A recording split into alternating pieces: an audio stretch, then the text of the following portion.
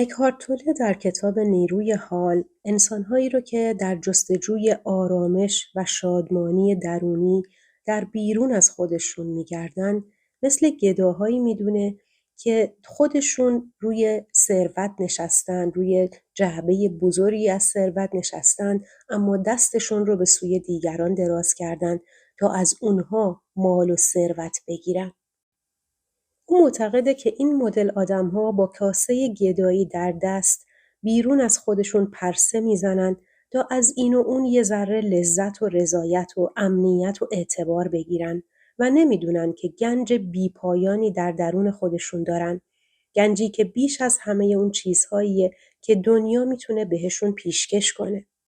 او معتقد روشن شدگی یا رسیدن به بیداری معنوی دستاورد خیلی عجیب و غریبی نیست و میگه که خیلی از انسان‌ها میان این رو پیچیده میکنن، در حالی که روشن شدگی یا بیداری معنوی حالتی هست طبیعی از انسان وقتی که خودش رو با تمام هستی و کائنات و خداوند یکی حس میکنه.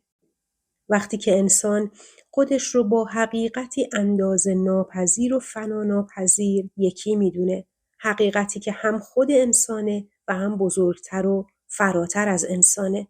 یعنی در حقیقت بیداری معنوی پیدا کردن حقیقت خودمونه، یه حقیقتی که از ظاهر ما فراتره، از نام و نشان و هم هویتی های ما بالاتره.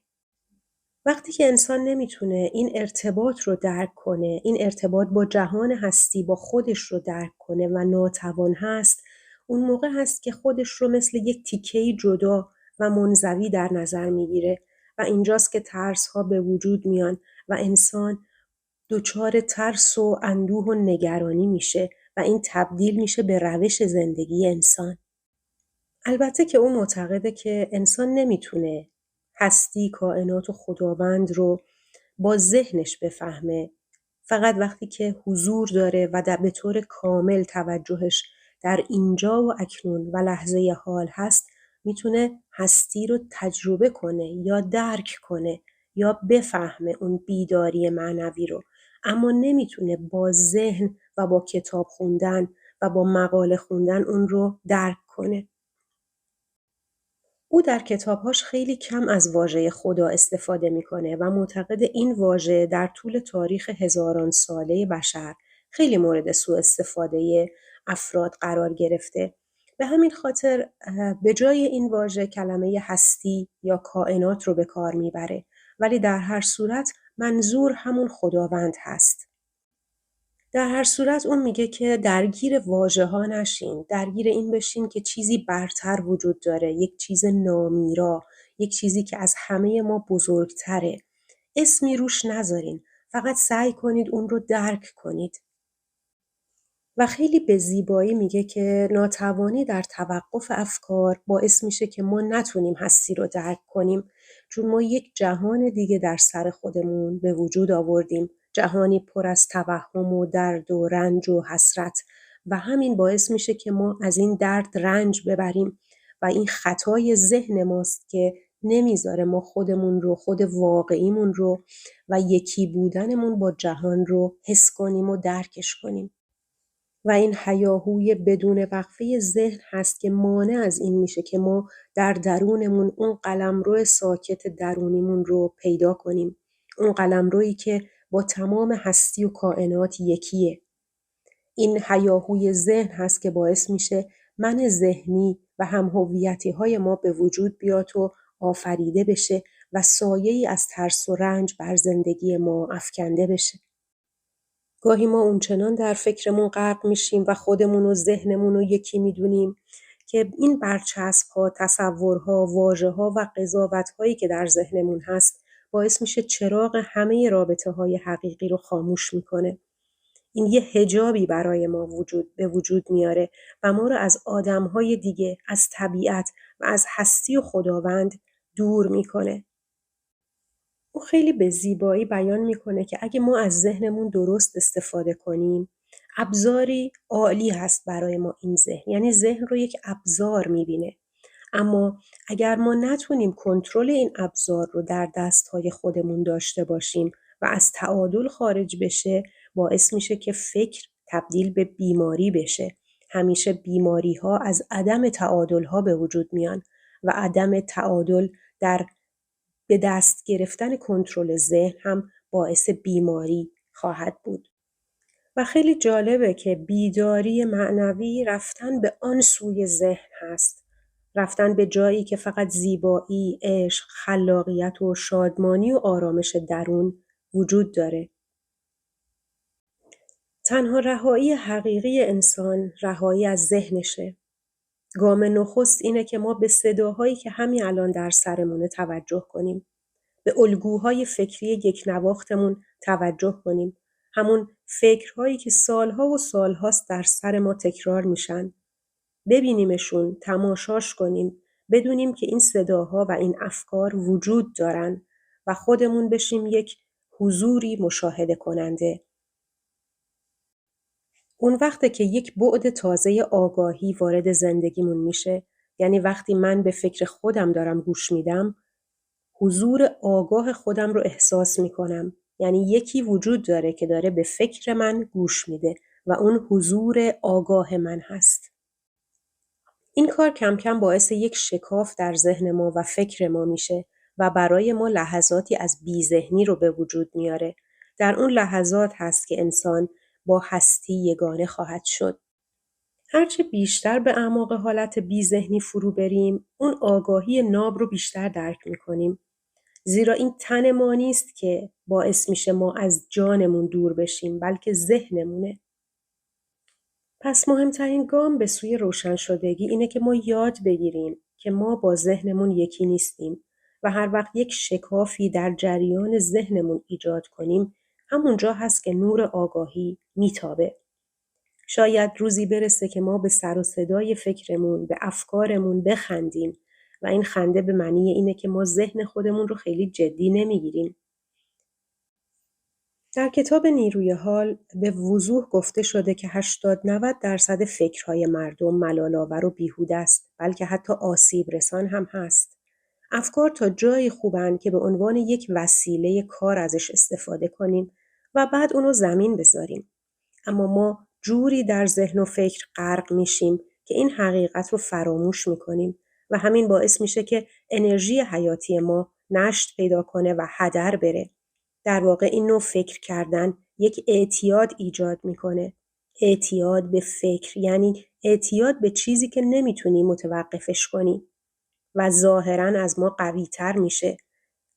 در ضمن حتی به ما این احساسهای دروغینی به وجود میاره این افکار که به ما احساس لذت هم میده، اما این لذت سرانجام برای ما درد خواهد داشت. در هنگام روشن شدگی یا بیداری معنوی انسان از ذهن و فکرش فراتر میره. از ذهن و فکر استفاده میکنه، اما به شیوهی مؤثرتر و متمرکزتر از قبل، یعنی برای هدفهای عملی ازش استفاده میکنه. اما اسیر گفتگوی ناخواسته درونیش نمیشه. در درون انسان وقتی که به بیداری معنوی میرسه، آرامشی ژرف برقرار میشه. ذکر این نکته مهمه که ذهن فقط فکر نیست. ذهن بعداً تبدیل میشه به احساسات، عواطف، تمام الگوهای واکنشی، عاطفی و ذهنی. احساسات در نقطه تلاقی ذهن و بدن به وجود میان.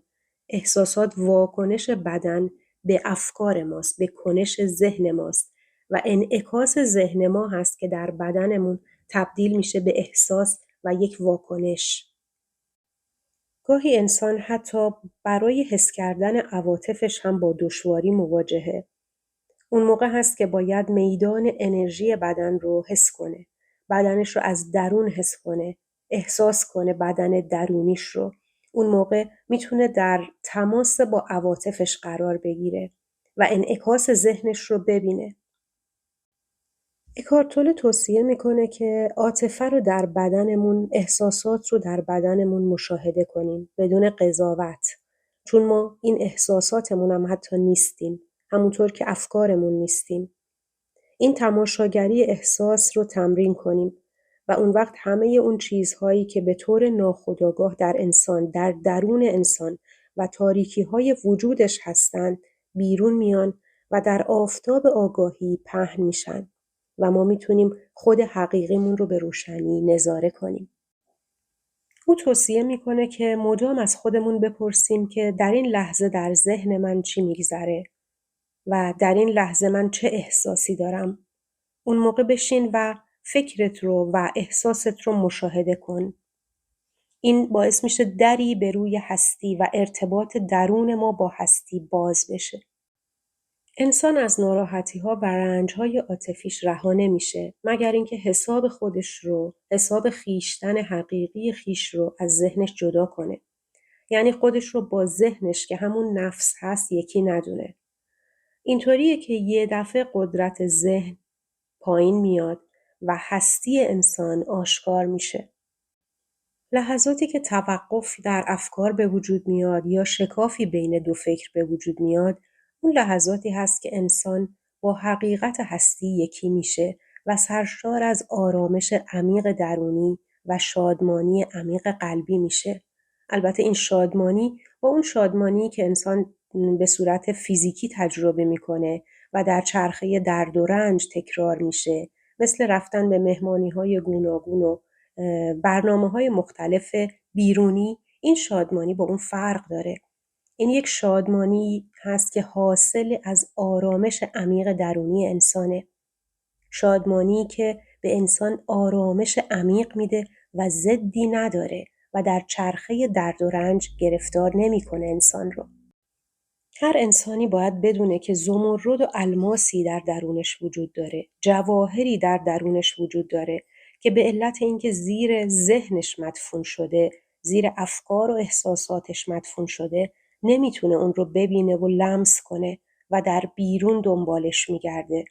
در درون احساس خلأ میکنه اما نمیدونه که همون درونش هست که میتونه این خلأ رو براش پر کنه. او معتقده که بشریت از زمانی که از آغوش لطف حضور در لحظه حال به میان زمان و ذهن فرو افتاد، همیشه در چنگ درد و رنج و گرفتاری بوده.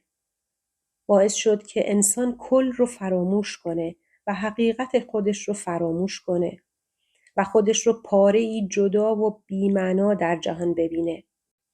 در ویدیوی بعدی که فصل بعدی کتاب نیروی حال هست، اکهارت توله راه رهایی از درد و رنج رو به ما میگه. امیدوارم که با من همراه باشید. اگر تا اینجای ویدیو از دیدن این ویدیو لذت بردید، خوشحال میشم که در مسیر آگاهی با لایک و کامنت و سابسکرایب کردن ما رو کمک کنید. تشکر. خدا نگهدار.